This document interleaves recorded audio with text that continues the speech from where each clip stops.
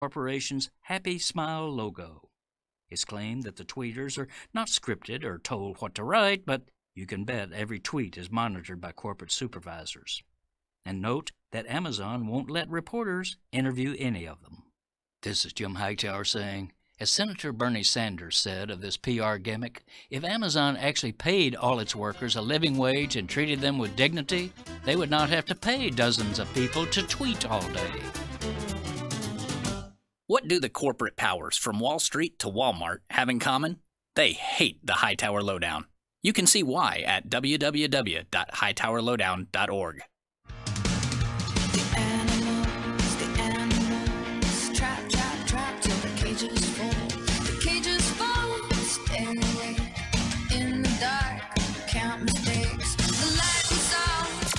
Sanity for a change.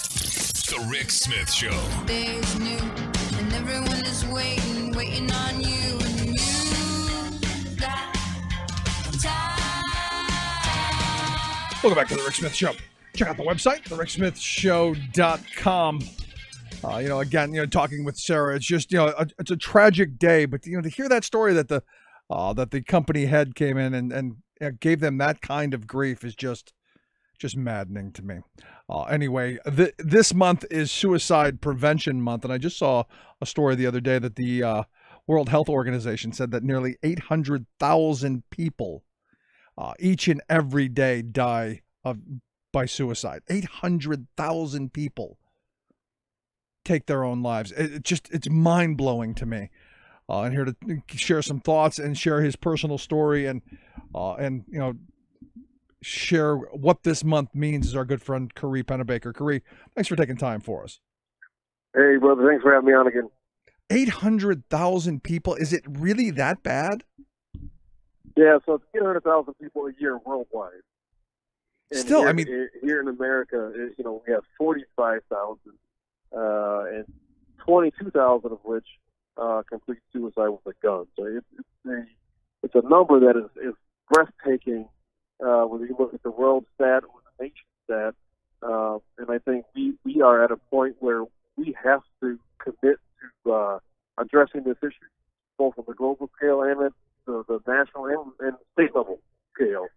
Too many people are dying as a result of suicide, and the majority of which use a gun. And I think we should do something so that no one else has to ever live through my nightmare.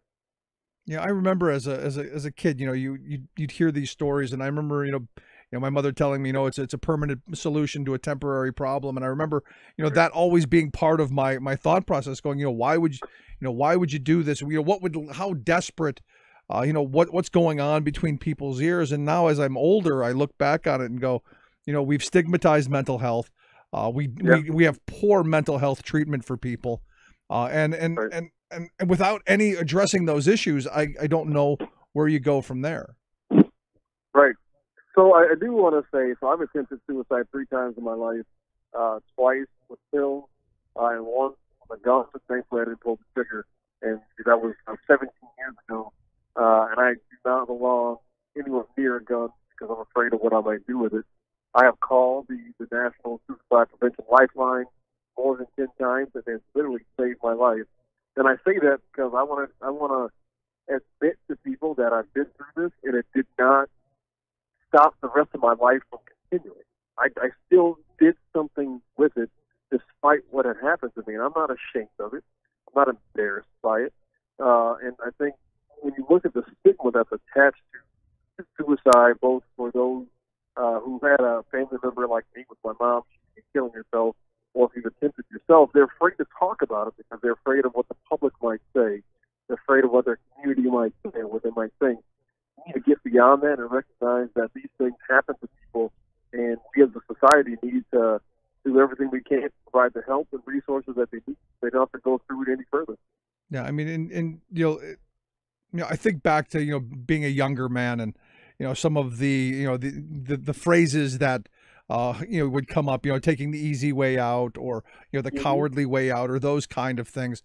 Doing away with that might be a path towards maybe doing away with some of that. Absolutely. I mean, the words and phrases that we in our everyday lexicon impacts how we look at suicide in general. I mean, think of all the times that people might say, "Just kill me now," right? Or "This, I feel like blowing my brains out now." Or when they talk about those who have completed suicide, they do say it's a cowardly thing. It's not cowardly, no way. That person was in the deepest pit of despair you could imagine, and they had easy access either to guns, pills, a razor, or a lead, or rope, like with Robin Williams in his case. We need to stop doing that. I mean, people aren't dying or completing suicide less because of stigmatizing it. It makes it worse. In the last 10 years, the suicide rate has gone up by 19%.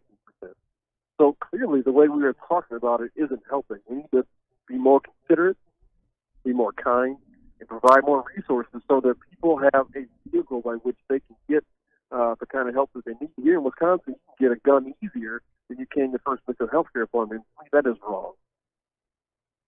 No, I mean, it sounds just absolutely horrible. But, I come back and I think of some of the reports that I've read in the past out of the UK. I mean, we don't do this kind of research here, but in the UK, and I remember a couple of years back, they were saying that during conservative administrations, the suicide rates went up. Because because their policies were much harsher, access to food stamps or housing assistance or whatever help governments can give to folks tends to go down during conservative administrations, and they become much harsher. And the conservatives like to believe in tough love. We'll tough love you into being straight or whatever it is, which I would argue actually makes things worse. It does. And I don't like it when people frame the issue of suicide in a political sense, like the Republicans don't complete suicide because they do. White folks do, black folks do, women and men. Now they do it at disproportional rates, but when people fail to realize that this is an issue that affects every community, that no zip code is immune from suicide. Then we, I think, can get to a place where we can collectively address it. But there are policies that put people in positions where they feel there's no coming back from it. I've hit the point of no return. Right, my life's over. I lost my job. I lost my income. I lost my family. Whatever the case may be, instead of shaming them, instead of treating suicide or treating mental health like something that someone else does, we should turn this around and make it welcoming that you should be able to get the kind of care that you need. And then we're not going to vilify or use it as a cudgel against you if you do, which is why I'm so open about the help that I've got. So I want people to see that you can get help and then still be successful after it. Yeah, I mean, you mentioned that people who are most successful with doing this, and I hate using the word successful with suicide, but they do it with a gun, and there are some people saying we need to make getting guns much more difficult, background checks, all of that other stuff. And then I get the other side of this. Well, people hang themselves or use razor blades. Are we going to do away with those as well? I'm curious your reaction. Yeah, I mean, I get that response all the time, and the answer is simply that guns are used in less than 10% of attempts, but account for 50% of the completion because they have an 85% mortality rate. The first 2 times when I used pills, I mean, I was able to get to the hospital and get my stomach pumped. Well, my mom attempted suicide twice. She used pills the first 2 times, and I got her stomach pumped. But a gun, there's no coming back from that. There's very few people who get a second chance after a gunshot. There's very few people who have survived a gunshot to the head. And it's not a matter of outright gun bans, gun confiscation, any of that nonsense, right? It's about making it more difficult for people who are like my mom, who might be like me, to have easy access to a gun. And I think once we take it outside of the context of a gun ban or nonsense, well, they're going to try some other ways. Statistics tell you that's simply not the case. 9 out of 10 people who attempt suicide and fail don't go on to attempt a second time. And I think if you look at what the data will tell you, we can have pieces of legislation that's going to literally help to save people's lives and give them the kind of support that they need to get to a place where they're no longer at risk of harming themselves. So you say that 9 out of the 10 people who try and obviously don't do it again and don't do it again. So could you make the argument that it was a cry for help, and that by having this they maybe got some help that they maybe should have gotten before they tried? Thought? I mean, you could surmise some of that, but I think because the majority of suicide attempts are acts of impulse. They aren't planned. They don't think it out for days and decide on this day I'm going to do it. There's a crisis, and then there's something that breaks that person in that moment, and then they make the attempt. But I think if we get to a place where they know if I'm in a state of crisis, here's where I can go to get help. Here's who I can call to help me get through this moment, so that they can develop the kind of coping mechanisms that I have, that when those dark moments come, I know what I need to do to get from this moment to the next one. But we simply don't talk like that in our country. I mean, even with the statement you just made about that rebuttal argument that you did about, well, if it's not the gun, it's going to be the razor. Well, I mean, most people don't want to endure the pain of splitting the wrist, because that hurts, and it's not immediate. Most people don't want to experience the kind of devastation and trauma that comes with ingesting pills, because it takes time. It's not immediate. That's why they resort to using a gun like my mom did. But again, we should have a system by which people can get easy access to mental health care. And the same thing exists not just for the civilian population, but for those in the military. You have 20 veterans that complete suicide a day, and the majority of them use a gun. You have first responders who have to deal with an immense amount of trauma and PTSD after dealing with the kind of things that they see that complete suicide. Most of them use a gun. We were just talking with Sarah Nelson.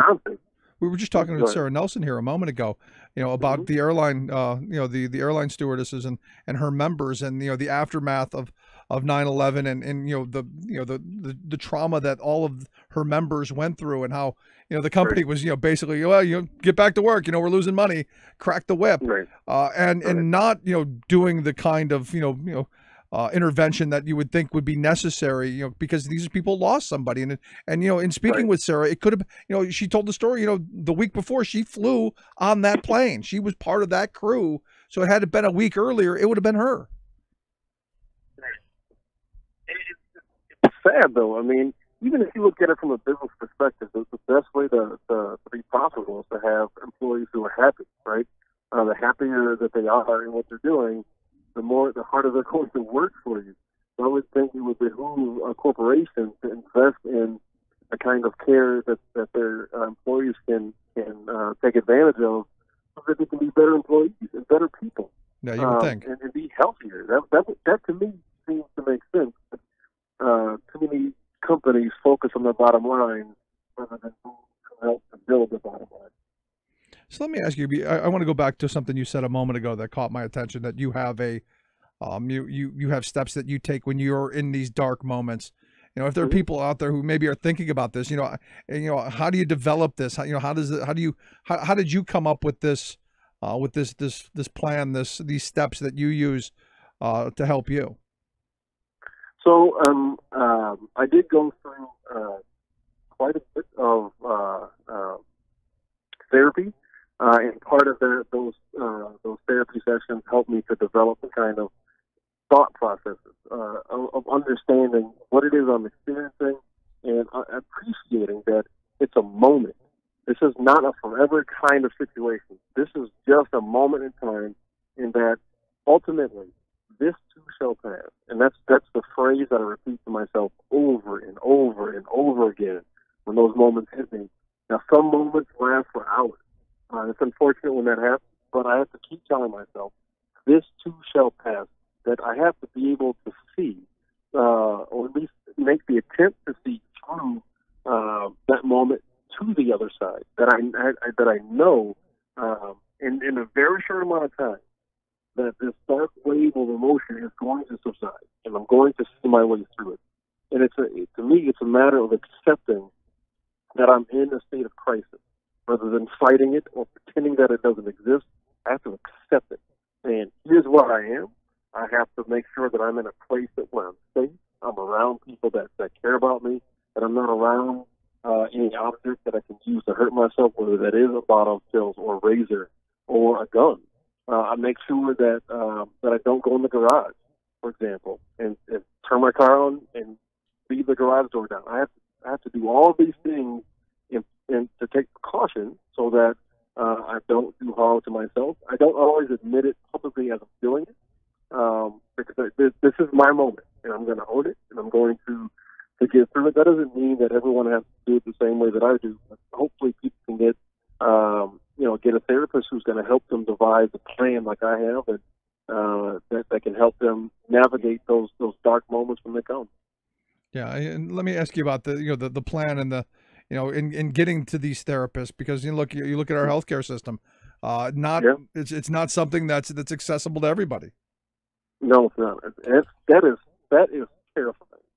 One of the sad things that you see happen in our country after the maturing, they'll blame it on mental illness, but yet our country doesn't invest in the kind of mental health care system that we need so that we have fewer suicides. But there are free resources available, and again, they're not adequate. There's not nearly enough of them. So if a person is in an acute state of crisis, where it is that moment where they are in danger of hurting themselves, they should call a friend, or they should call the National Suicide Prevention Lifeline. When I held that gun in my mouth 17 years ago, I didn't call the Lifeline. I called my friend who came over and was able to convince me to give him the gun, and I haven't touched the gun since then. So there's the Lifeline. There's a service that you can text with, the National Suicide Prevention text line you can call, or you can text with. So there are some free services out there, but it's not nearly as extensive as it should be, or nearly as comprehensive as it should be. But it's at least a first step to break that immediacy of a self-harm attempt. Yeah. So what's the hope out of having an awareness day, out of having prevention month? What are we hoping to gain out of this? And out of this, what are we hoping next month brings, and the month beyond and beyond? Well, I think the last part of what you said is the reason for the month, is to raise the awareness so that we don't just talk about it during this week, during yesterday, which is World Suicide Prevention Day, during this month only. That suicide happens outside of September, and we need to be aware of that and be willing to commit to doing everything we can to stop it. And I think it also brings, thanks to the value of social media, it brings out people's stories and voices of how they have overcome mental illness and their suicide ideation, how they've gotten through it. And then talking about your own experience, about how you survived your own attempt, how you struggled through this, give someone else that bright light of hope that they can do it too. And I think that's the beauty of this month, as sad as the context of it is, the ability for people to share their stories, to give other people a demonstration of how they can do it and what the benefits are of surviving and struggling to that next moment, so you get to the next moment and keep doing it. But I think by and large, if we as a country can get to a place where we are willing to combat suicide from a national perspective and make it a core program on how to address it, I think we can really make a significant reduction in the amount of lives that are ended as a result of suicide. Well, I hope people will take your words to heart and listen to the story you shared, and if those moments come, reach out for help for someone, a friend, a hotline, something, not just this month, but every month. Khary, I appreciate you sharing your story and telling us what happened. Absolutely, and I also want to say, man, I really appreciate you bringing me on the way you do, and I appreciate all the hard work you put forward for folks. I know it's not always easy for you in this, having a radio station like this, man, but I applaud you, and I really sincerely want to thank you for everything that you do.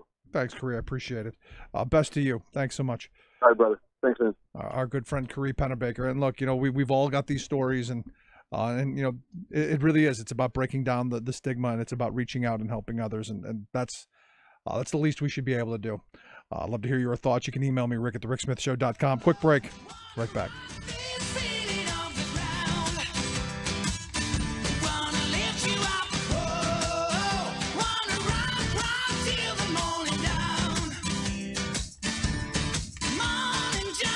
Together, we can make America better.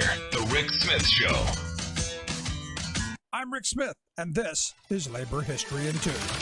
Today in Labor History, we pause to remember the events that took place on the morning of September 11th. The year was 2001. Terrorists hijacked planes and intentionally crashed them into the Twin Towers in New York City and the Pentagon in Washington, D.C. Nearly 3,000 people were killed in the attack, including 634 union members. They were members of the fire and police unions that had responded to help those at the scene of the attack.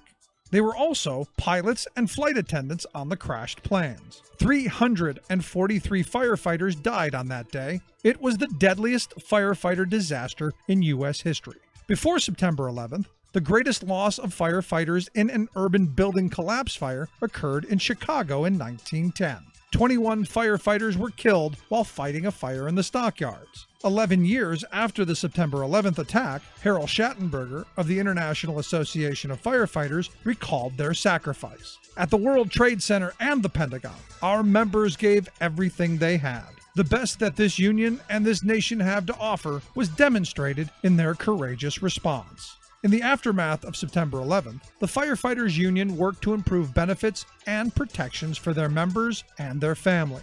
In particular, the Uniformed Firefighters Association Local 94 and Uniformed Fire Officers Association Local 854 lobbied Washington officials on these issues. In 2010, President Barack Obama signed the James Zagrota 9/11 Health and Compensation Act into law. The act was named after a police officer who developed a fatal respiratory disease while working at recovery efforts at Ground Zero. The act provided medical monitoring and treatment to World Trade Center responders.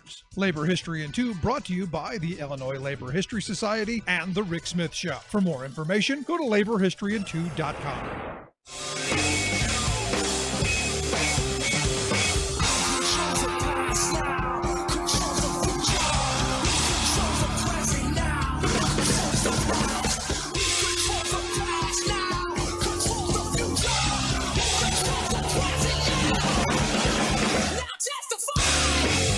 Welcome back to the Rick Smith Show. Check out the website, thericksmithshow.com. You know, I got to tell you, one of the saddest hours I think I've done of radio in a very, very long time. Combine 9/11 with Suicide Awareness and Prevention Month. And it's, you listen to Khary's story, you listen to Sara's story, you listen to the heartbreak, the anguish. And it's one of those moments where, this is where you reach out to each other. This is where, political ideology aside, differences aside, these are human stories, and they know no political bounds. And during the break, I was thinking back to when I was in school, and there was a kid that had hung himself, and I remember the story being. In fact, there have been a couple of kids that I've known over the years that had committed suicide, but the one kid did shoot himself, but the one kid hung himself. And I remember as a kid in 8th grade, the story was it was an accident. And, I remember at the time thinking, how can it be an accident? How can you accidentally hang yourself? And, the way it was spun, and it makes me rethink this, because it makes me rethink that kid in that situation and how it was presented to us in school.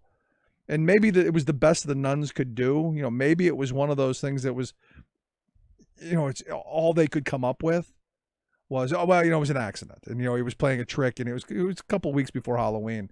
And how it was spun to us is that, he was trying to scare his parents and, tried to tie a sheet around his waist. And, and I don't know if that's true or not, but, it got me to thinking because, I don't remember him being, that kind of a kid.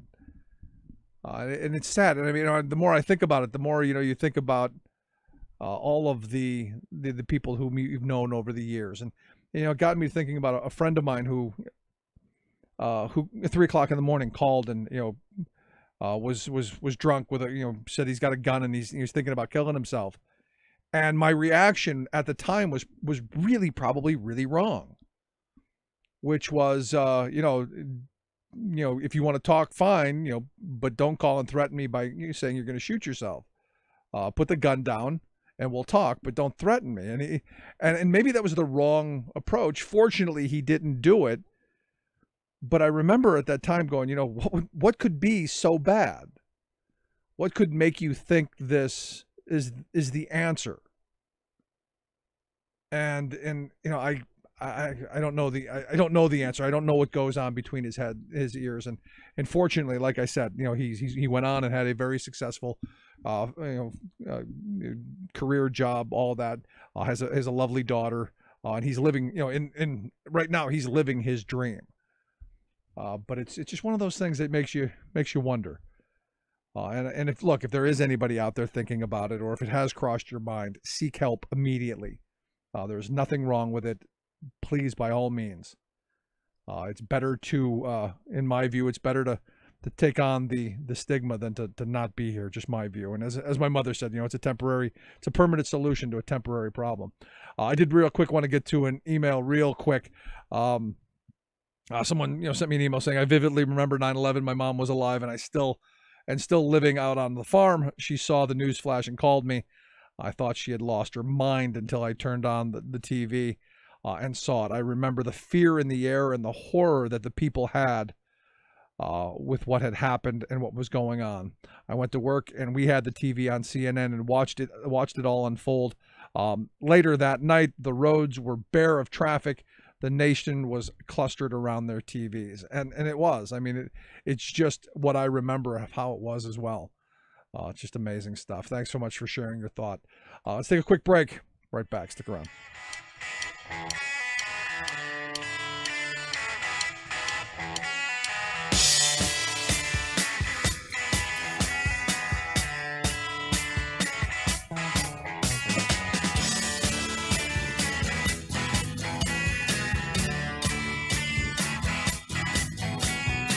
Controversial, thought-provoking, opinionated. Rick Smith.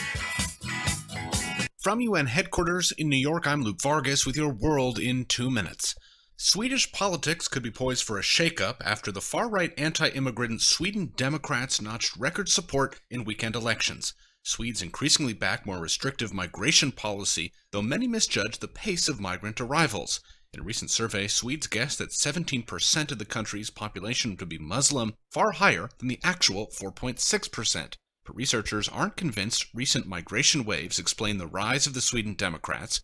Stockholm University professor Johanna Rickne has tied rising support for the Sweden Democrats with the declining fortunes of party supporters. What we came up with were these two major economic events, the financial crisis, but also a set of policies from the Swedish government that created a lot of income inequality in disposable income. Sweden Democrats leader Jimmy Åkesson backed those tax cuts and social welfare cuts a decade ago, and is now capitalizing on the economic misfortune those policies may have created. To do that, he's painted his party as one of political outsiders, and there is some truth to that. Most of them had no political experience. They came from marginalized sectors of the labor market. Political scientists call that pattern of elected officials sharing descriptive traits of their voters, like race, wealth, or gender, descriptive representation. On the negative side, there are very few women among their politicians. There are few people born outside of Europe. So at the same time that they're strengthening some aspects of descriptive representation, their rise has contributed to lowering some other aspects of descriptive representation. The Sweden Democrats will soon control 17.5% of the Swedish parliament, and their outsider brand could weaken as they gain political influence. But as recent history in Sweden and the U.S. shows, populist movements built on the grievances of the marginalized can have surprising resonance, whether or not the candidates receiving the votes hold the answers. Luke Vargas, the United Nations. Sanity for a change. The Rick Smith Show.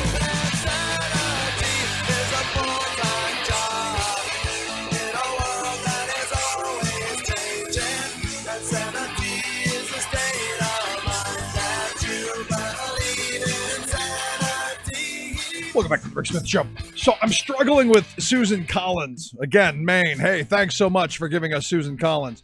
But evidently a group has put together a GoFundMe page to raise some money, some campaign money, to say, hey, Susan, here's a little bit of cash. Vote your conscience. You say that you're in favor of maintaining Roe. You say that you won't vote for someone who will overturn it. I think it's pretty clear that Kavanaugh is going to. Here's some cash. This should sweeten the pot for you. She's saying, no, that's bribery. Bribery, she says. Bribery. But all that corporate cash and all the money she took from political donors in the past, that evidently not. Very, very bizarre. Anyway, here to share some thoughts on the Kavanaugh hearing. And, well, did he lie? Was he dishonest? I've asked Lisa Graves to come talk with us. She is the head of Undocumented Investigations.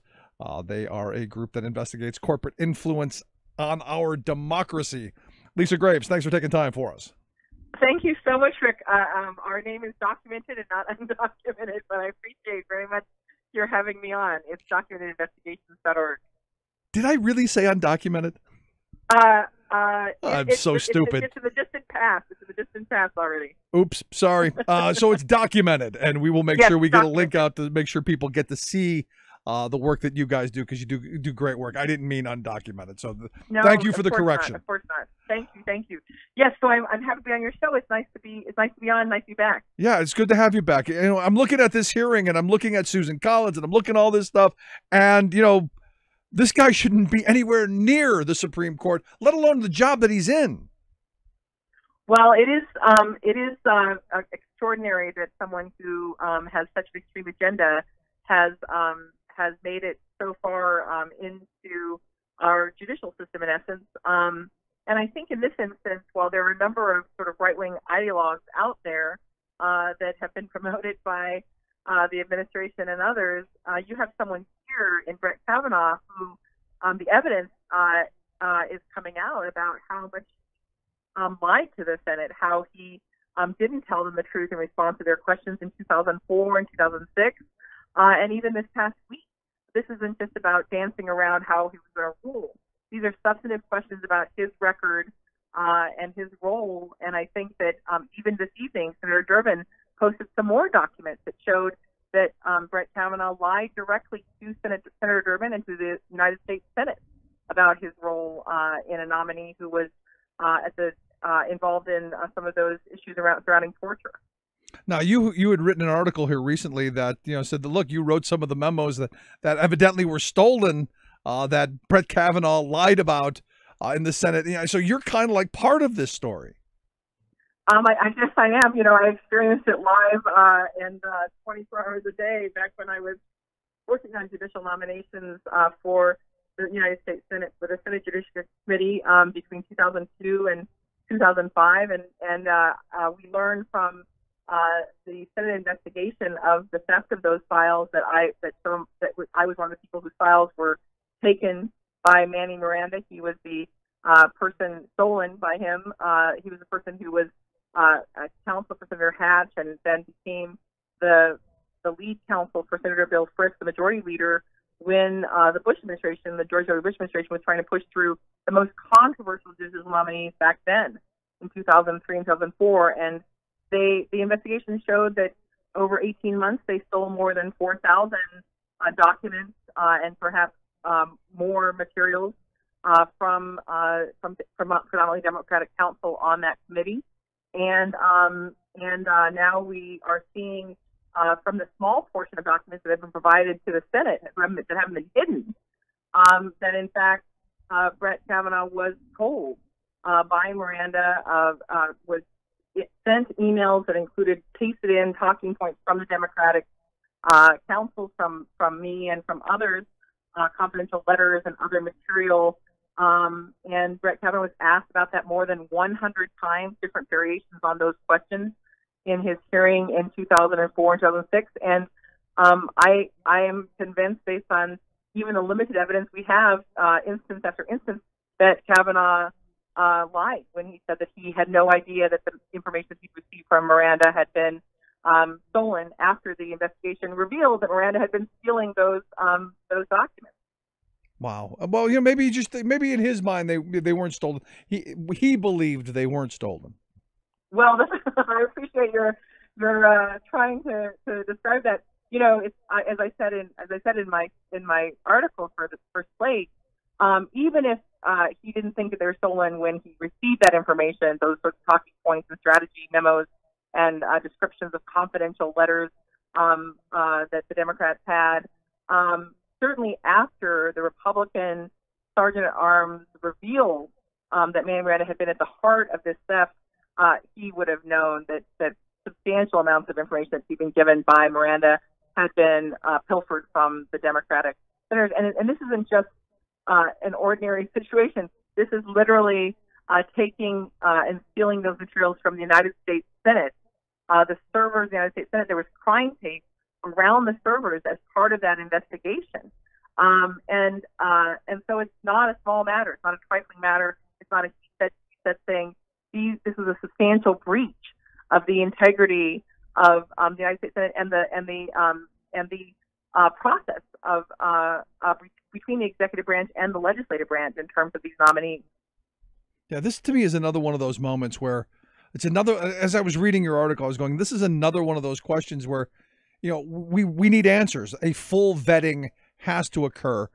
There's so many questions around this nominee, and there's so much that hasn't been gone through. To ram this through is, well, Republican. I mean, it's what they do. But for we the people, this is a horrible outcome. Well, it's irresponsible, and quite frankly, it's reckless to try to ram this nomination through. The people are entitled to know the full record of someone who is going to be entrusted with a lifetime position on the Supreme Court, the record of that person's service in government, his work for the White House on controversial matters, what he did. And also when someone is brought before the United States Senate to testify under oath as part of his nomination or her nomination to the United States Senate to the court to a position of trust, they have an obligation to tell the truth, to be truthful with the Senate. And so it's fundamental that we cannot have a nominee like this just be rushed through the Congress.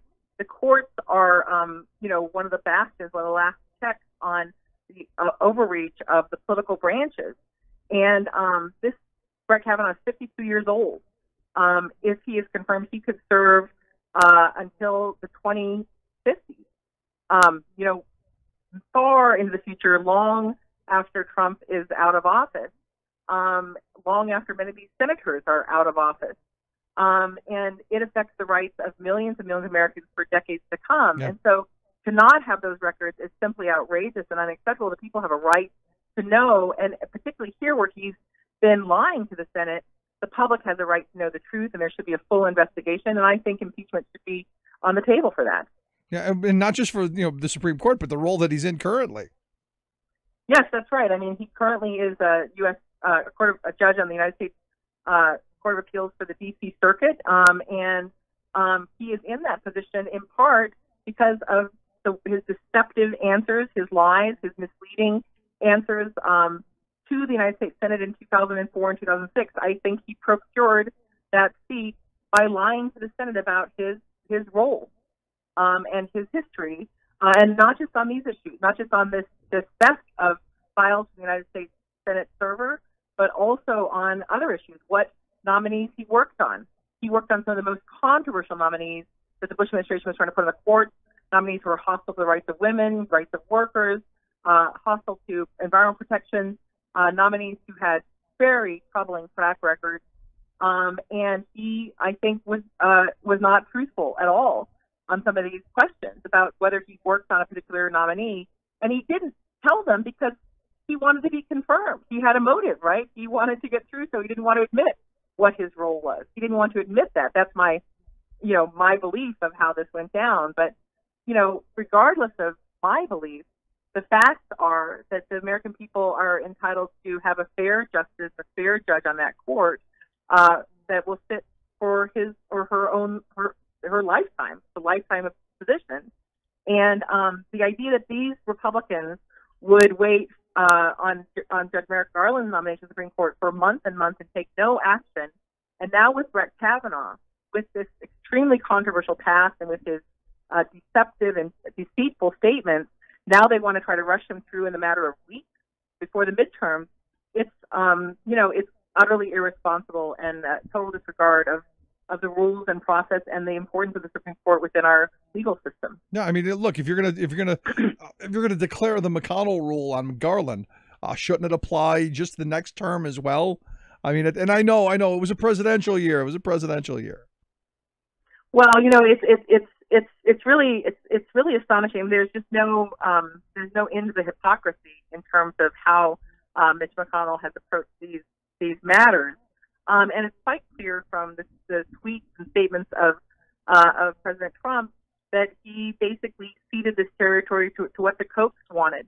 He had a little spat with the Kochs about during the summer, and part of his spat included basically admitting that he gave the Koch brothers, the billionaire Koch brothers, the Supreme Court in essence. They got what they wanted in that area. Well, what the Koch brothers want in terms of our Constitution is not what's in the best interest of the American people. They want a court that's going to continue rulings like Citizens United, like the ruling this summer on right to work and more, to try to take away people's rights, the rights of ordinary citizens, and expand the rights of corporations. That worldview is utterly inconsistent with the core tenets of democracy, which is government of the people, by the people, for the people, not of corporations. That Hobby Lobby case, for example, was so outlandish. The idea that a corporation has religious beliefs, a artificial entity of a corporation has religious beliefs that trump the actual rights and interests of living human beings. For example, about whether they could have an IUD, a woman could have an IUD, or the pill, is just an abomination. No, I'm right there with you. Yeah, I mean, the idea that the corporate rights trump human rights, human beings' rights, is extraordinary, and that's what, in some ways, Citizens United is really about. It's about money in our elections, but it's about the power of corporations and the CEOs of some of those corporations to have sort of millions of votes through their dollars that can really sway and distort through propaganda and advertising the outcomes of elections without disclosure to the American people of what their interests are, the way we would ordinarily know who's funding funding an elected official through campaign finance disclosure laws. In this instance, in state after state after state, candidates themselves are being outspent by outside groups that don't disclose their donors. And so we don't know, the people don't know who's funding that election, but you know who knows? That politician who wins with their help knows who funded that election. Yeah. Oh, no, I'm sure they know because they've got something held over their head. So what's the most distressing part of the Kavanaugh nomination for you? The fact that you think it was a handout to the Koch brothers, or as some have told me, that it's a get out of jail free card for Trump? Well, I think there's a lot for people to be concerned about in terms of this nomination, and certainly this question of his extreme view of executive power is very troubling in terms of not just this president, but future presidents, in terms of having a check on the presidency. I think it is a surprise that he was added to the quote short list late, and he's the only one that had expressed this extreme view about whether a president could be subject to subpoena or subject to criminal prosecution or civil suit while in office. The United States Constitution makes clear that a person can be impeached in any office in the federal government, can be impeached for a high crime and misdemeanor. Certainly the impeachment process is in the hands of the House and the Senate. But the idea that the criminal justice system has no role in investigating whether there was a high crime or misdemeanor that then would be subject to subpoena, I think is irrational and inconsistent with the very text of the Constitution. But in that area, like others, Brett Kavanaugh tries to claim that he's a sort of textualist, historically person who's faithful to history, etc. And I think that at time and time again, he's someone who reaches out to make rulings that serve his own personal agenda. But for me, so that's all very troubling. For me, in this situation, and I didn't speak out about Gorsuch's nomination. I played no role in speaking out against him. I certainly had my views. But in this instance, I have to say I was just astonished last week to see his testimony in the face of questioning about those documents that were stolen from the United States Senate. And I felt compelled personally, morally, to write that piece in Slate that was published on Friday, because this is about the integrity of the court, the integrity of our highest court, It's about the integrity of our United States Senate. And it's really about whether we will have a judge who will be fair or someone who lied his way to the highest office in the land. Now, is this something that see, to me, this is something that should have been, a major portion of the grilling that he got. How much do you think the Democrats did a good enough job hammering on this? Well, the fact is that they did. I think that they did the best with what they had. This process is such an offensive process that's been put together by the Republicans to try to ram him through. The vacancy only arose less than 2 months ago. Justice Kennedy announced his retirement in an orchestrated plan that he'd already sort of cleared in advance, basically with the administration. They had their sort of ducks in a row about how they were going to proceed. Kavanaugh was named, just literally only about 2 months ago. And then they have rushed forward to these hearings to try to squeeze a hearing in starting the Tuesday after Labor Day and to truncate the process for getting his files. I think the Republicans are terrified of what's in those files, that the public has a right to have, that there's ample precedent for in the Rehnquist nomination, in the Bork nomination, in other nominations that have been before the Senate to have these types of records. So it's all designed to try to deny the American people in the Senate that information. So when those senators received information that was marked committee confidential just in the last week, 2 weeks, 3 weeks, I'm sure they were working hard to review it as quickly as possible. And he was asked about that. Some of those things. And I think what happened, Rick, quite frankly, is that the Republican lawyer who has been put in charge of deciding what the Senate sees, who is a friend of Brett Kavanaugh's, and who has been given this role by the George W. Bush presidential White House. They've bypassed the traditional process for records clearance and review.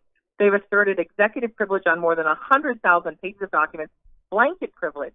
There's no privilege log. There's no description of what needs to be redacted. They're trying to hide everything they can, and a small number of those controversial records have been made public only in the last week and a half, 2 weeks. Before that, the types of records that were before the Senate were, people sending around, for example, news clips to Brett Kavanaugh. This is a game we've seen played time and time again in public interest litigation, where you seek information through a FOIA, a Freedom of Information Act request, and the administration or the agency doesn't want to tell you what they have. They hide what's most important. They send you a bunch of clips and charge you for the copying fees. This is just this on a bigger, grander scale, where they provided mostly not useful documents, hid the most valuable and useful documents for the public's right to know, and are hiding even more. So is there anything we can do? I mean, this whole process just has me infuriated because, look, there is so much out there that we can't know. And, I don't want somebody like this on the court. Just everything you've laid out, there are 100 reasons there of why you go, this guy should have never even been put up, to be honest, based on all of the things that I'm sure he's had his fingers in. But I guess they felt that they had the power just to jam him through. Well, I appreciate your question, because the reality is that we just need to be talking to everyone we know, our friends, family, neighbors, coworkers. No one is entitled to a lifetime job on our U.S. Supreme Court, certainly not someone with this type of record. No one whose record is hidden from the American people, like in this fashion. So many records that are relevant to his history, his record. This question of the way they're treating Brett Kavanaugh is as if he's entitled to that seat because he went to Ivy League law schools and clerked for prestigious right-wing judges. He's not entitled to that. No one is. No one is entitled to a lifetime job on our Supreme Court. We need fair judges on that court, and the public has a right to know. They're doing so many tricks to try to hide that record from the American people, even though they've provided, records of his law review articles or some of the cases that he's handled. The records about his role in the Bush administration, where he had a central role in shaping U.S. policy, a central role in shaping who was put on the bench. That's of tremendous importance for the American people to know who he is. I'm with and you. Whether he should be entrusted with this lifetime position on the court. No, you're right. And I think last question I've got for you. Any chance you see this being derailed? Well, I don't know, but I think if the Senate does the right thing in terms of having fully investigating these matters, then it would not be put up for a vote. I don't know what's going to happen, but I think that if everyone has a duty for themselves and for their families and for our future to speak out and speak up about the concerns they have about this nominee being given a lifetime seat on our court with his record and also what we don't know. Yeah, Lisa, I appreciate the time. Thanks so much for sharing your thoughts. Thanks, Rick. Thank you so much. Great piece. Check out her piece. We'll get a link out real quick. Quick break. Right back. Stick around. This is The Rick Smith Show.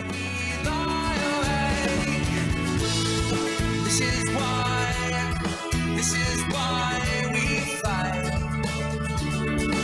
Finally, radio for the rest of us. Rick Smith.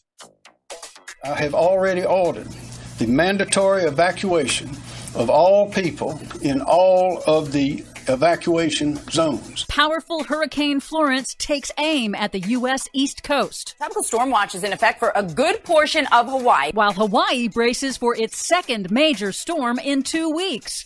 Brand new pipeline explodes in Pennsylvania. Plus, this bill and the executive order that I'm going to sign will put California on a path to the goals to meet the Paris Agreement and beyond. California blazes a new path of action to fight climate change. All of those paths and more straight ahead from BradBlog.com. I'm Brad Friedman. And I'm Desi Doyen. Stand by for 6 minutes of independent green news, politics, analysis, and snarky comment. Look at the size of this thing. No need to brag, Ali Velshi.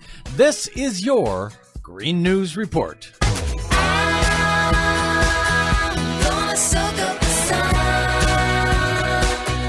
Okay, Desi Doyen, well, last week we hit 900 Green News Reports. So this week, it seems the climate is doubling down on us. Yeah, nature seems kind of mad. Several states have declared states of emergency ahead of Hurricane Florence, which is on track for a direct hit along the U.S. East Coast as a potentially catastrophic Category 4 storm, fueled by extremely warm Atlantic Ocean waters. South Carolina's Governor Henry McMaster on Monday urged coastal residents to please heed mandatory evacuation orders while they still can. We do not want to risk one South Carolina life in this hurricane. Hurricane Florence is packing dangerous storm surge and high winds, but forecasters warn it may stall in place, potentially dumping Hurricane Harvey levels of rainfall, triggering record inland flooding. AP reports that in Florence's potential flood zone are 6 nuclear power plants, toxic coal ash waste ponds, and hundreds of massive open-pit hog manure lagoons. All of which, if the amount of rain that is now predicted to come in could flood, could get into the water supply. This is a very scary situation. On the other side of the world, in the Pacific, Hawaii Governor David Ige has declared a state of emergency for the second time in 2 weeks in advance of Tropical Storm Olivia, Hawaii's second big storm impact in those 2 weeks. 2 weeks ago, Hawaii saw the second largest rainfall event on record in the United States caused by Hurricane Lane, which was second only to Hurricane Harvey 1 year ago. The increase in frequency and intensity of extreme weather events is in line with climate scientists' predictions for what we would expect with global warming. You know, it would be nice if the scientists got it wrong every now and again these days. In Pennsylvania, an underground natural gas pipeline exploded before dawn on Monday, destroying a home, 2 garages, and several cars, plus overhead power lines, knocking out power to 1,500 residents. No injuries or deaths have been reported, thankfully, and no cause has yet been determined. The new pipeline went online only 1 week ago. Brand new pipeline, one of these pipelines, they tell us, oh, we're using brand new technology. Nothing to worry about here. Apparently, there's a whole lot to worry about here. But some good news, some pipeline accountability in California, where a jury has found Texas-based Plains All-American Pipeline Company guilty on felony criminal charges in a major oil pipeline spill in 2015 that fouled beaches and killed marine life and birds near Santa Barbara. Also in California, in a rebuke to the Trump administration's efforts to expand offshore drilling, Democratic Governor Jerry Brown has signed 2 state bills permanently blocking banning all new federal drilling for oil and gas in state waters and barring any expansion of existing oil and gas infrastructure that would ship offshore oil and gas across to state lands. But that's not even the biggest good news coming out of California. No, it is not. On Monday, Governor Brown also signed the landmark SB 100, legally committing the state to meeting the target of 100% carbon-free electricity by 2045. Now that is a huge deal all on its own. But in a surprise move, Brown went even further, signing an executive order requiring the entire state, the world's fifth largest economy, to become 100% carbon neutral by 2045, covering all emissions, including cars, and then moving to negative carbon emissions after 2045. It is the most ambitious goal of any government in the world. In a press conference, Brown said California is committed to transitioning to clean energy and meeting the targets of the United Nations Paris Climate Agreement and beyond. It's not going to be easy, and it will not be immediate, but it must be done. California is committed to doing whatever is necessary to meet the existential threat of climate change. And yes, it is an existential threat. No matter what the naysayers may say, it is a real present danger to California and to the people of the world. When Donald Trump pulled out of the Paris Climate Agreement, Jerry Brown said, okay, we'll take the lead out here in California. Looks like he's trying to make good on that promise. For much more on all of these stories and the ones we couldn't get to, check out our website at greennews.bradblog.com. My thanks to those of you who stopped by bradblog.com/donate to help us celebrate our 900th episode of the Green News Report. If you haven't done so already, it's not too late. I'm Brad Friedman. And I'm Desi Doyen. And this has been your Green News Report.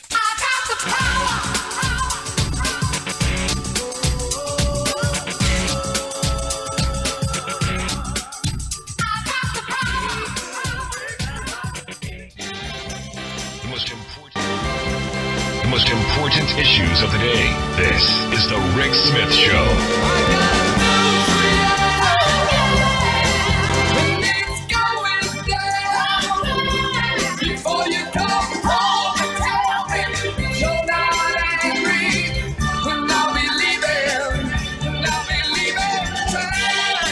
Welcome back to the Rick Smith Show.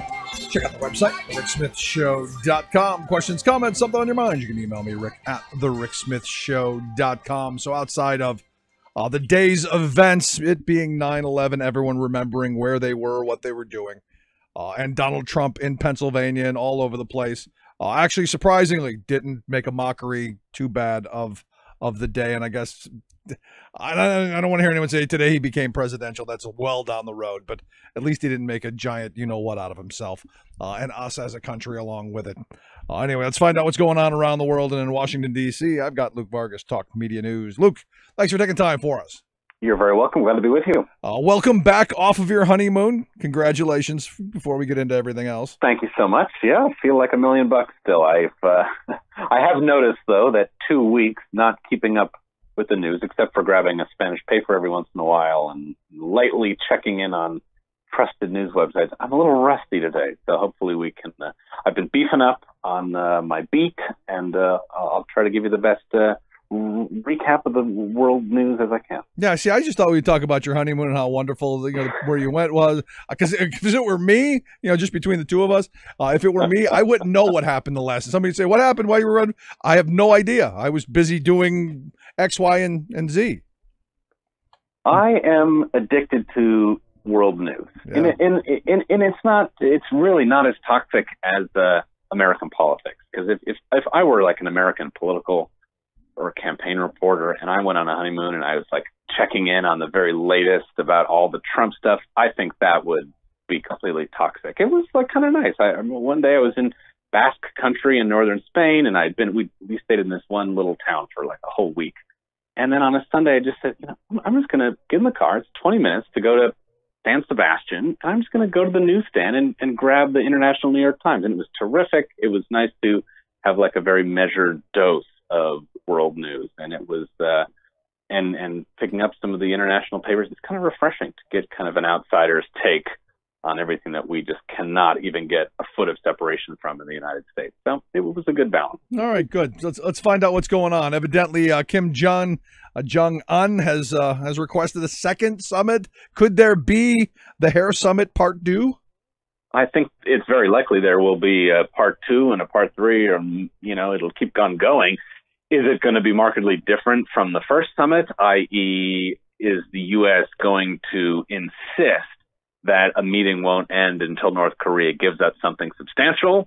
I don't think so. I mean, I think it's very likely that what we're going to get is another redo of what we saw in Singapore, which is, when it comes down to it, President Trump would rather have a quote-unquote good meeting where everyone leaves smiling than actually force North Korea to make some major concessions. He wants comfortable diplomacy. I'm not sure we've seen enough from President Trump vis-a-vis North Korea to know he is willing to put in the effort to have tough, productive diplomacy with Kim Jong-un. And I think Kim Jong-un has figured out a style to try and get Trump to take him seriously and to respect him. He sends physical letters. I mean, this is unlike the way a lot of diplomatic correspondence occurs. It's sort of like a secure fax system or something a little bit approaching it, which is the way most leaders communicate, or by the phone. Kim Jong-un doesn't do the phone calls with American leaders, so he sends these personal letters, and they're really physically delivered to the White House and opened in person by President Trump, which I think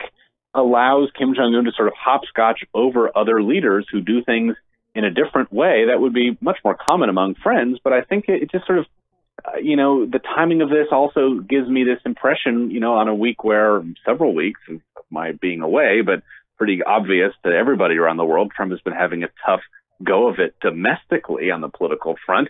Here comes good old friend Kim giving him a nice little present that Trump gets to open in the White House. There's no risk of any, lawyers or other aides coming and swiping things off President Trump's desk, getting in between the message and the messenger. And here Trump opens up this letter and he says, hey, let's have another meeting.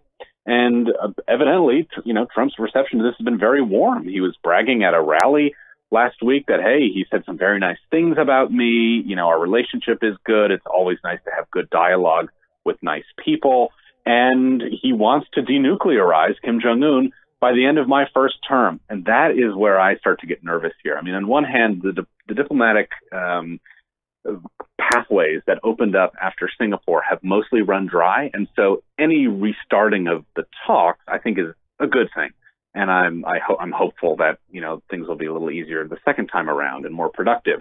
But the fact that Kim Jong-un is dropping pretty clear messages to Trump that, hey, I want to denuclearize on your domestic political schedule as a way of giving you a big foreign policy win right before the 2020 election, that to me is very worrisome because it changes the whole incentive structure for President Trump. Hey, I'd rather get this on my timing than maybe delay things so the denuclearization might not happen until 2022 or something like that. So I think we're seeing further evidence from Kim of really, possibly trying to get into Trump's head, and I think it's working. Yeah, it's scary to me because you said there were nice meeting with nice people, and I'm going, really nice people. The quote from Trump was, this is a tweet over the weekend, nothing like good dialogue from two people that like each other, end quote. I mean, it's absurd to me that given the ways through the decades of the North Korean regime and in the past few years, Kim Jong-un has defied and undercut American foreign policy, endangered our troops and our allies repeatedly and the civilians of many people in the Eastern Asia, that we would ever even just call someone like that, saying we like him, I think is insulting, frankly. So, I mean, but that's I think what Kim has achieved. And I'm nervous, as I have been over and over, about the timeline of this whole denuclearization plan, putting a very complex issue like a denuclearization where we won't even really know unless we have a lot more evidence from North Korea if it's how far along they are, if denuclearization is complete. Tying such a complex timeline to something as specific as an election cycle is just doomed for failure, or at the very least doomed for America to capitulate and North Korea to get a better deal than they ought to get. So that's worrisome, but it seems to be playing very well with Trump. Yeah, we'll see. And Trump gets to get a Valentine every once in a while. So, hey, there you go. Double win. Double win. Evidently, some of our diplomats in Havana got sick. I guess there's a new lead on what got them sick. What happened? Yeah, this was from 2016 to 2018. 26 Americans, diplomats, but also evidently, according to NBC, some CIA personnel and U.S. military service members who were over there in Havana. Interesting story there. Of probably no surprise. We know there's lots of Chinese and Russian spies in Cuba as well. Not surprising. We have some folks down there too, but we had a big contingent of diplomats in particular who have been reporting for several years various brain injuries, trouble hearing, loss of balance, trouble with memory, all sorts of things. And the initial sort of suspicion on the American side was there was some sort of sonic weapon being used. And that's, I think, because a lot of these, sort of hearing symptoms make people think, oh, there's maybe some high frequency or low frequency sort of noise weapon that was being used against these American individuals. It turns out, according to NBC, that the American intelligence community has picked up signals intelligence, which is another way of saying intercepted communications, which suggests Russia was behind this. The probe is still ongoing. The U.S. government isn't ready to announce anything yet. But a sort of interesting part of this story is that we've been working, the U.S. government has been conducting an investigation on this, and part of it involves setting up a little laboratory somewhere in the Southwest, I think in New Mexico, where we've been reverse engineering this weapon, trying to use what we know about it from some audio clips and from all the sort of symptoms that people have been reporting, and trying to build something that would give off or create those symptoms in humans. And that has led us to believe this is a sophisticated electromagnetic device, possibly also involving microwaves, that was pointed at our diplomats here. So sort of a crazy story. And if indeed this was the Russians, it's obviously a major escalation in an already very tense relationship. Yeah, I mean, don't we have something like that already? They used to call it the goodbye gun. I mean, to where it's electromagnetic waves where it makes you vomit on command, or the one that makes you feel like you're being cooked alive. I mean, don't we already have these for crowd control? I think you're right. I mean, there's a whole range of things and things that we do use with focused sound. I know the Israeli military has some devices like that, crowd dispersal technologies. I'm sure there's a whole range of things here, but they seem to think this is sort of a unique device, and that's why there's all this effort being poured into, unfortunately, testing these devices on animals is what NBC reports out in New Mexico to try to figure out exactly what was happening here. So anyways, it's I think another little telling detail here is American officials have stopped calling a possible accident. I mean, I think there was some possibility at first that maybe this was sort of spying equipment that had malfunctioned and was just sort of giving off the wrong frequencies and things like that. Now, American officials seem to be in lockstep calling this an attack on American personnel. That's a pretty serious crime, especially coming weeks after the Brits concluded it was Russians behind the attack on Sergei Skripal, the former Russian spy, and that Salisbury poisoning incident. I mean, this is if this is indeed Russia, they're active on many fronts and really don't mind completely tossing out protocol about how to treat each other's diplomats. Now, well, maybe Don could give Pooty a call, and they could maybe can let him borrow the gun every once in a while. As we said earlier, one love letter seems to get quite a long way with Trump. Jeez. So I'm waiting to see. And speaking of the Russians, evidently they're going to participate in war games today. I guess the largest since the breakup of the Soviet Union. Yeah, more than 300,000 troops. It's in eastern Russia, in Siberia, a part of Russia that the Russians have been concerned about sort of territorial vulnerability there for some time. It's very far away from the real population centers of Russia, but much closer to the population centers of China, and rather mineral-rich or mining-rich areas in parts has led to a lot of fears of growing Chinese influence there.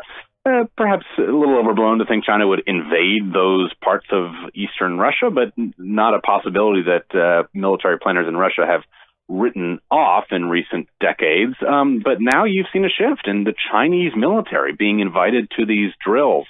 One of the analysts I spoke to today, just trying to piece together the geopolitics of this, said, look, Chinese soldiers have been invited to various sort of smaller Russian military exercises in the past, but something as sort of crucial to Russian national security as this drill is pretty unusual to see the Chinese military coming by the thousands, more than 3,200 troops, a bunch of Chinese planes participating, kind of a signal that with the U.S. and Russia both U.S. and basically going after both Russia and China diplomatically these days and economically in the case of both countries as well.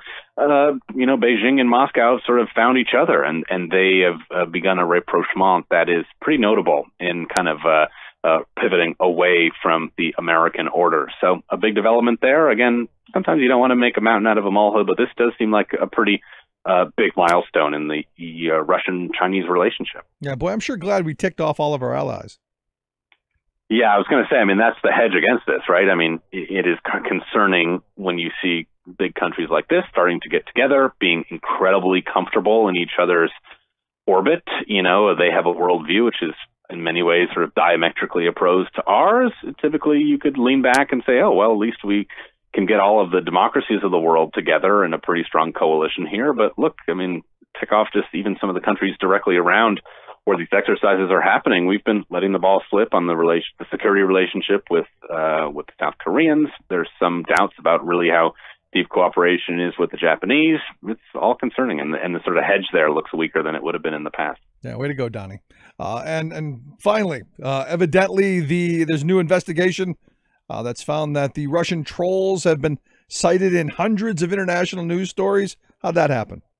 Yeah, this is a story I really took a lot of interest in because, the period in which I was sort of finding my feet in journalism coincided with sort of the rise of outlets like BuzzFeed. And I know some people who have gone to work there and outlets that have mirrored the BuzzFeed model, which by and large has, included some decent reporting, but also kind of a style of journalism where it's, hey, let's put 3 paragraphs up top about the development and then just publish a bunch of people's Twitter reactions or Facebook memes and things like that in response to a story. Right. And it turns out it's kind of the digital equivalent of like a man on the street interview. It's like, it's hard to really ever say with a straight face that the person you just heard from actually represents the public, because they're probably just a tourist in Times Square or someone who's already within the Beltway in D.C. But, you can see the risk here. So what this investigation from The Guardian finds is that of this list of 1,000 Twitter accounts that the Congress put out of being tied to the Internet Research Agency, which is that sanctioned Russian state-linked sort of troll farm that Robert Mueller had indicted some of its members several months ago, there have been more than 100 instances of those very accounts being cited by the international press. BuzzFeed, the BBC, The Guardian, Daily Mail, The Telegraph. This is just British outlets, too. Not such a focus on even combing through American publications that may have quoted these individuals. That's pretty concerning. And in some articles, more than one. I mean, it just shows you the odds, right? They've really flooded the zone. That if there can be enough Russian bots able to even come up and kind of a comb through internet public opinion, that shows you how big the problem is here. And, I'd say the answer is, hey, let's leave the role of sampling hot takes on social media to the entertainment sphere. That is not the job of journalists. Again, I just worry, though, that we haven't really learned many lessons, and the patterns of the accounts that were the Russian trolls, they don't use photos. It's sort of a double-edged sword, right? Because if you're in a democracy, let me back up, actually. So I talked to one expert at Rand Corporation today who's been studying this phenomena of trolls and says, look, one way to get around this pattern of trolls sort of seizing the dialogue is to create social media networks where there's a greater verification process, right? Yep. You've got one person, one account. You've got to have a verified name, and then your account bears some sort of special status that gives you greater visibility. I agree with that. In fact, it's something that I said a while ago that absolutely there should be a verification process. No, none of these eggs, none of these people who just started yesterday with 12 followers. Everybody their name should have to be on that account. Right, and so that there's certainly perhaps a need to create new networks where that is the way business is done. On the other hand, and I would encourage your listeners to read more of Christopher Paul's research because it's kind of interesting. He says, look, in sort of budding democracies and in non-democracies, that becomes very concerning. You should not need to. There's a big value in having anonymous posting. You know, it's if your national ID number is tied to everything you say on social media, it puts you at grave risk if you challenge the official narrative. And so maybe we need to have tiers of social media. One, you know, some networks where anonymous, correspondence is permitted and can be very useful, and others where we do need to rely more on verification. But if you were to do that, hopefully the news media, if they're still going to, go and quote people's Twitter takes, you use those verified accounts and you really try to make sure you know whose opinions you're sampling. But otherwise, it looks like even reputable outlets seem to have fallen into the trap here. Yeah, see, my problem is with this whole shield of anonymity. The discourse is much coarser, much angrier, much extreme. As where you sit down across the table from somebody, it's rare that I've had people say anything even remotely close to some of the comments that I've gotten via social media.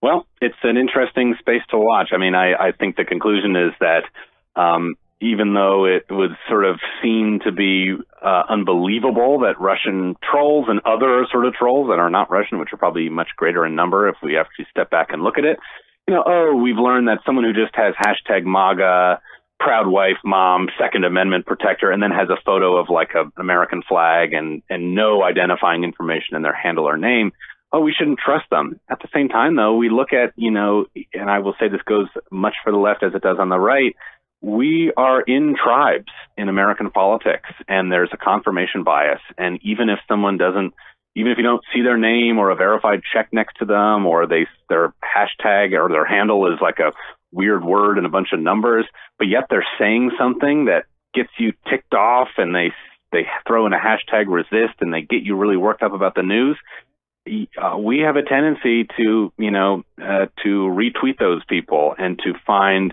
comfort and excitement in what they say, regardless of whether they look like a human being, a real person or not. And I just, I think if it ain't broke, don't fix it. These trolls are going to keep doing what they've been doing because it resonates with people on both sides of the aisle.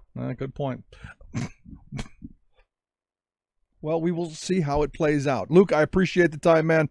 Thanks so much. Thank you, Rick. Talk to you soon. Our good friend Luke Vargas, Talk Media News, and congratulations on the nuptials. Quick break, right back. Stick around. You're listening to The Rick Smith Show.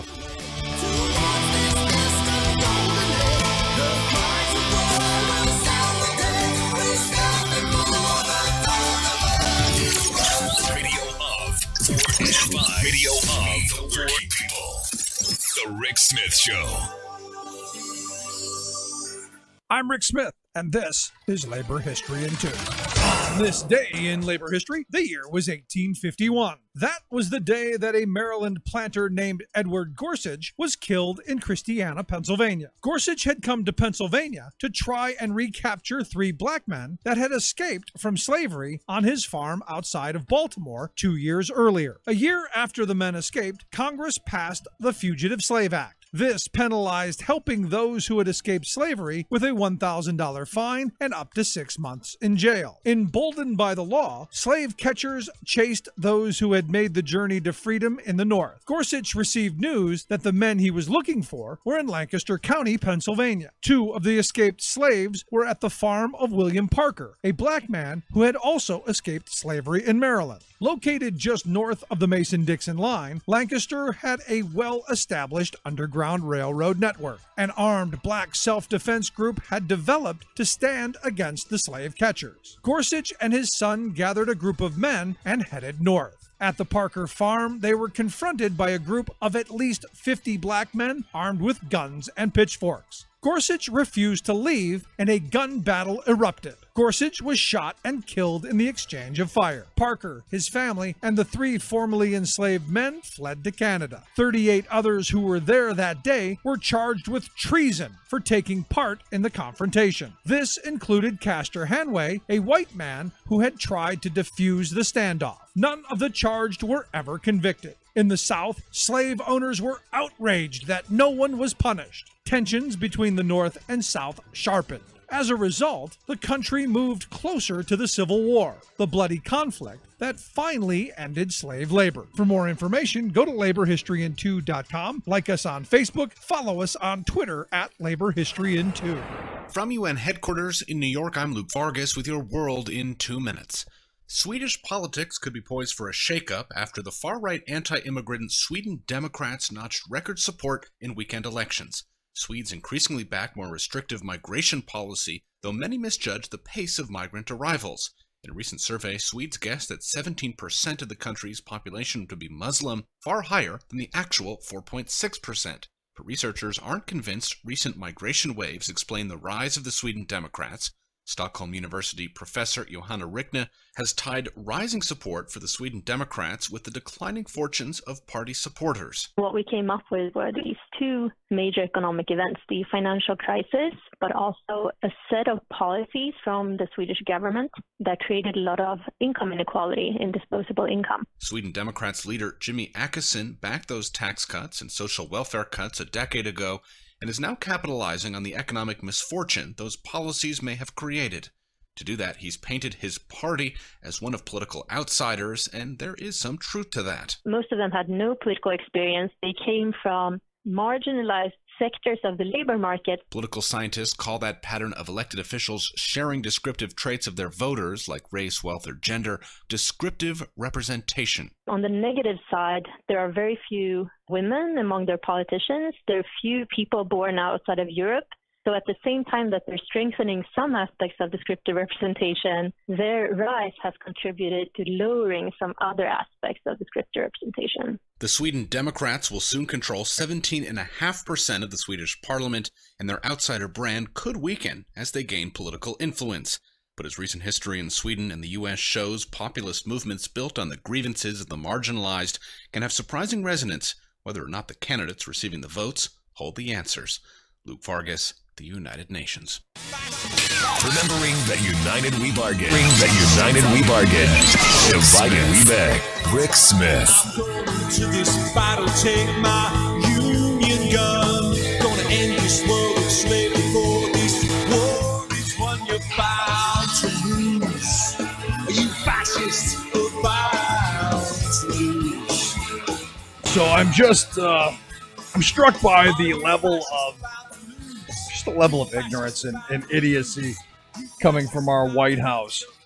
Evidently, Trump said of the storm, that the hurricane that is hitting the eastern coast of the U.S., they haven't seen anything like what's coming at us in 25, 30 years, maybe ever. It's tremendously big and tremendously wet. Tremendous amounts of water. I literally have no idea where to go with that other than this isn't a fifth grader saying this. You know, maybe he's not smarter than a fifth grader, but this is the guy that a large number of people in this country voted for to be the commander-in-chief. This is the guy who a number of people voted for. Not me. But a number of people voted for to be in charge when catastrophe hits. And if you look at the comments around the response to Hurricane Maria in Puerto Rico, and all of the self-aggrandizing and all of the, hey, we did the best ever, and there were only 64 people who died, and it was the best response ever, and they're still talking about how wonderful it was and how great we are, and we're the thing that I guess you can give Trump credit for is that facts never really seem to play into what goes on between his ears. Reality, no, never plays into that. Actual conditions never really play into that. And look, folks in North Carolina, South Carolina, you should be evacuating quickly, because sadly what this administration has shown us is that you're going to be on your own in the aftermath of this. I hope that's not the case. I hope I'm wrong, but please evacuate. Please find cover, find shelter. There's nothing heroic or manly or any of that about trying to trying to hold this out. There really isn't. Pack up gather the sheep and get the flock out. Because at the other side of this, I fear that this administration will take all kinds of credit for things that they didn't accomplish. They will say it was the greatest ever, and people will suffer and people will struggle. The reality is what it is, and they're expecting upwards of 2 feet of water to be dumped on the several states, much like Hurricane Harvey did in Texas last year. Now, there's some who are saying, hey, this is caused by climate change, and look, as far as I'm concerned, quite frankly, could be. The reality is we'll worry about that on the other side when people are safe, when things are taken care of, when we do the right things. But sadly, it's my view that this administration will do none of that. And it's just like you look at the Russian meddling. You want to save our democracy, and I said this right from day one. Regardless of if I were in his shoes, regardless of the outcome of the election or whatever happened, I would want to make sure that everyone knew that, what, maybe it happened, maybe it didn't, but I'm going to make sure that it never happens. And that should have been something that they were working on day freaking one. And now we find out that we're less than 60 days from the election, from the midterm elections. And Trump's expected to sign this week an executive order that would threaten sanctions on any country any company, any individual, any country, any government that meddles in our election. And again, the devil in the details, have no idea what it means. But you got to wonder, is Russia excluded, given all of the things that we've seen? You just kind of got to wonder. And, I look at this and, there are a lot of elections. You hear Ben Nelson down in Florida. You hear McCaskill out in Missouri. You hear Shaheen up in New Hampshire. I mean, there are a lot of people saying, look, we're being attacked by these Russian bots and these Russian trolls and all this stuff. We're under attack. Do something. So the best I think he can do is an executive order. Jesus, it's crazy. I mean, I just plain sad. Anyway, I'd love to hear your thoughts. You can email me, rick@thericksmithshow.com. Tell me what you think. I do answer all emails personally. Thanks so much for tuning in. We'll see you back here tomorrow.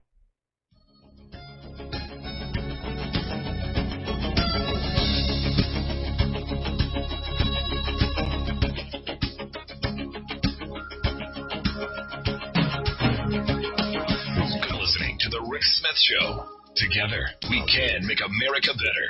Email rick@thericksmithshow.com or interact with us anytime at thericksmithshow.com. Until next time, this is